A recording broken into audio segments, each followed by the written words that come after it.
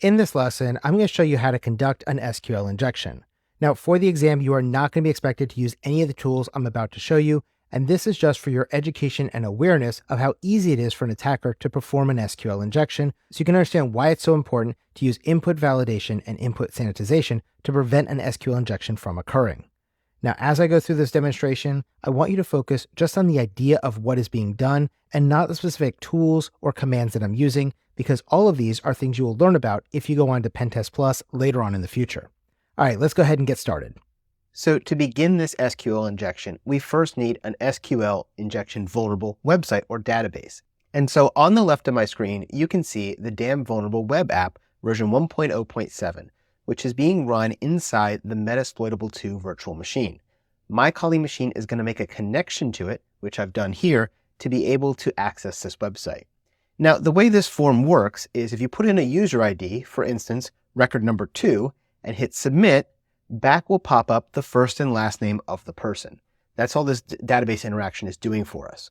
Now, what I want to do is I want to be able to grab that information, stop it from being sent to the web server from my browser by using my web proxy, and then I can capture the data from it that I need. To do that, I have to go to my proxy setting inside of Burp Suite.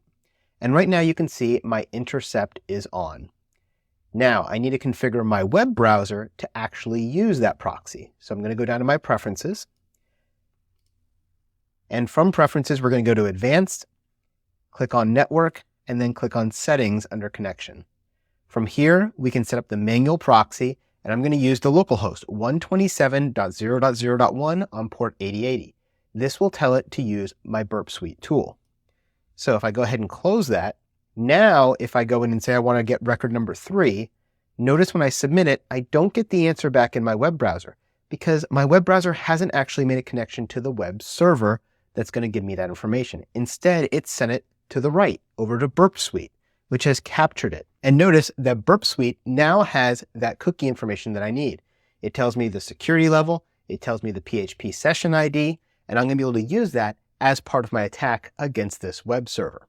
So the first thing I want to do is I want to capture some of this information. First, I need to know the website that we were trying to go to. So I'm going to go ahead and copy that, and I'm going to go ahead and go into my terminal. And so what we're going to do is we're going to use SQL map -u, and we're going to provide the website that we're going to. So I'm just going to paste that in. And then I'm going to use -- cookie equals, and I'm going to copy the information from my cookie. So let me go ahead and bring that back over to Burp Suite, and we will copy this cookie information. And then we will paste that in.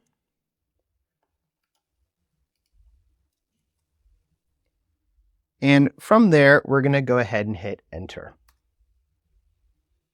So at this point, it's going to start querying the database. The first thing it notices is that this is a MySQL database. So it's asking, do I want to skip all the test payloads for other databases?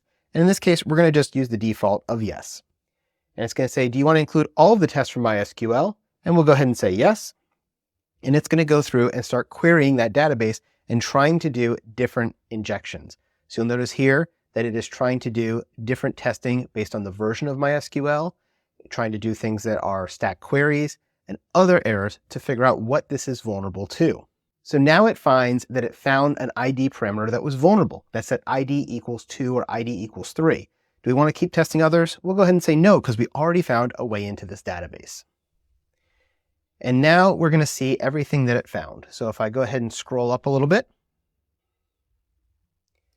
we find that the get ID is vulnerable. We also found that it was vulnerable based on a Boolean-based blind. It was vulnerable based on an and/or time-based blind. And it was vulnerable based on a union query. We also were able to find out that the web server was Linux Ubuntu 8.04. We found the version of Apache, the version of PHP, and the version of this database. And all of that information is now saved to this file as shown in green on the screen. But that really didn't give me a lot of details yet that I want to use. It just tells me information about our target.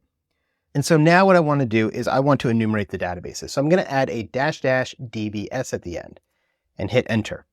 This is going to go through and find what databases are on that server. Notice it found 7 databases: DVWA, Information Schema, Metasploit, MySQL, OWASP 10, TikiWiki, and TikiWiki 195. Now, the one we want to target here is the DVWA, the Damn Vulnerable Web App. And so now that we know what database we want to target, which is the DVWA, I want to select that database with my command. So I'm going to go arrow up again, go backspace, put a capital -D, which stands for database, and the database I want to select. And then I want to enumerate it for the tables to figure out what tables exist inside that database. So I'm going to put -- tables, and that will tell me what tables are associated with it. Go ahead and hit enter. And it goes through and scans, and it finds 2 tables, guestbook and users. So now I want to be able to dump the columns from those tables. Again, I went from the database down to the table. Now I want to dig in a little bit further and get those columns. So to do that, we're going to arrow up. We're going to backspace out of tables and do -T and give it the table we want, which is users, and then -- columns. And off we go. We now have 6 columns: the user, avatar, first name, last name, password, and user ID. Wouldn't it be great if we can get those passwords for those users? I think it would. So let's go a little bit further here. And what we're going to do is arrow up, take out the word columns, and put in the word dump. And here we go. Do we want to save this hashes to a temporary file? We'll say no.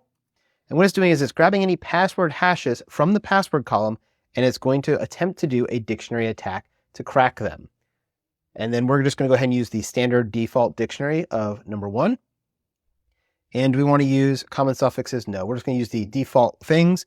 And it's grabbed those hashes, and it's already starting to crack those passwords.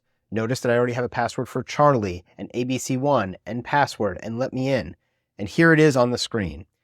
And so you can see that the first user ID is admin, and their password in parentheses is password.